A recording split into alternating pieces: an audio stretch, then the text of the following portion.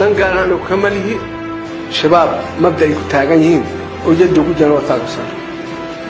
بين شغلنا على كويا إن قال أنا نقفوا هذا وين على كل طلب بابا شواربا يا وعلى صعد أنا بقول al-shabaab waxaan ka midaysannahay la dagaalanka koonfurweynta kufaarta ah ee ku sugan xalanle waxaa sidaas yiri mid ka mid ah maalqabeennada Soomaaliya kaasoo xalay gurigiisa ay u dhaceen ciidamada nisa ayadoona isla markaasi lagu amray warbaahintii wareysigaasi ka qaaday inay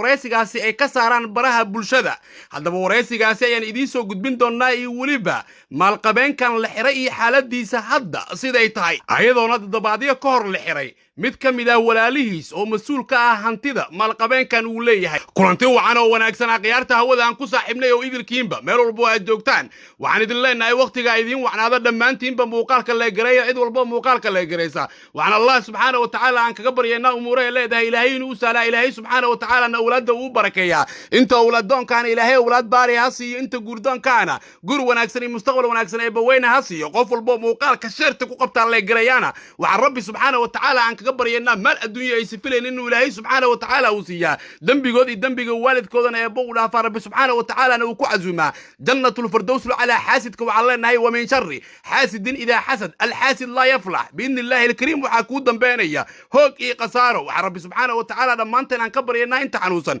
إنه إلهي حنونك وكذل قاده ومد الصوماليين ميرو بيجوكتنا رب سبحانه وتعالى قرقار كيسا إنسرقيسا أوفرو وكما مالقبينك حالي قريقيسا يودع عن عيدامada nabad sugidda iyo sirdoonka qaranka Soomaaliyeed ee NISA kaas oo lagu xiray Muqdisho Xaaji Abuukar Cumar Cadaan wuxuu ka mid yahay ganacsatada ugu waaweyn ee Soomaaliyeed wuxuuna ku jiraa dadka maalqabeenka ee Soomaalida waxaana Abuukar Cumar Cadaan uu ka mid ahaa dadka sida weyn u taageerayay kacdoonkii midowgii maxkamadaha Islaamka ee marka aas-aasmay koonfurta Soomaaliya wuxuuna ahaa shakhsiga maalgelinta ugu badan siinayay midowgii maxkamadaha waxaana dagaalkii isbahaysigii la dagaalanka argagixisada iyo midowga maxkamadaha uu ku bilaabay dagaal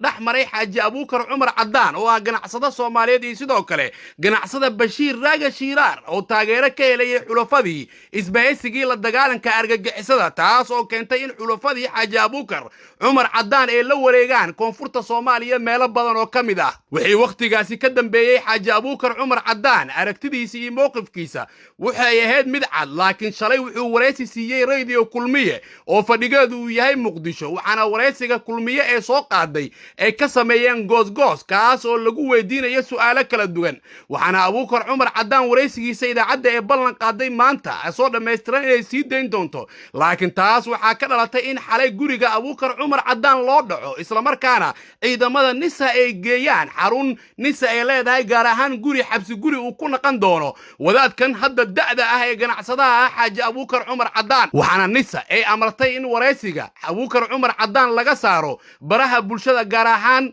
baraha sida gaarka ay u isticmaasho radio Kulmiye taas oo keentay in wareysigiisa laga bixiyo baraha bulshada Xaaji Abuukar Cumar Cadaan ilo ka tirsan hay'adda NISA ayaa inoo xaqiijiyay in Xaaji Abuukar Cumar Cadaan la geeyay mid ka mid ah guryaha NISA ee leedahay ee ku yaal Muqdisho halkaas oo xabsi guri uu ku naqan doono maalqabeenkan waxaana sidoo kale loo ogolaaday dadka u adeegaya Xaaji Abuukar Cumar Cadaan kaas oo hadda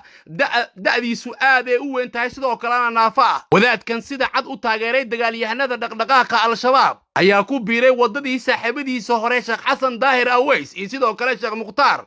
Roob أو منصور لبدا سو حبس جوري هرد دولة وجود جري وحنا هدا حاجة أبو كردن كيس ونقرأ يا حبس جوري إيران هي أدى النساء إن كستو أو منصور هرو وشجع إن فكر كي الشباب وكتنازلي وحسد مدن إن حاجة أبوكر عمر عدان شيخ مختار أو منصور شيخ حسن داهر با أي ساحب دب إله هاي انتريها هاي أدى النساء فهد ياسين حاجة داهر كاسو هدا أمرين لصوحرو ساحب كيس حاجة أبوكر عمر عدان oo hadda hay'adda NISA gacanta ugu jira Xaaji Maxamuud Cumar Cadaan ayaa dabadii ka hor hay'adda NISA ay xirtay kaas oo mas'uul ka ah hantida Xaaji Abuukar Cumar Cadaan waxaana lagu eedeeyay in gacan saar uu la leeyahay dagaalyahanada al-shabaab lacagana uu siiyay asiga iyo sidoo kale ganacsato badan oo caan ka ah koonfurta Soomaaliya Xaaji Abuukar Cumar Cadaanna waxa uu ka mid ahaa ganacsatada ugu waaweyn ee Soomaalida haddaba aan dhageysano wuxuu ka yiri aragtidiisa al-shabaab iyo wareysiga laga saaray baraha bulshada ee Xaaji Abuukar shalay uu bixiyay laguna xiray xalay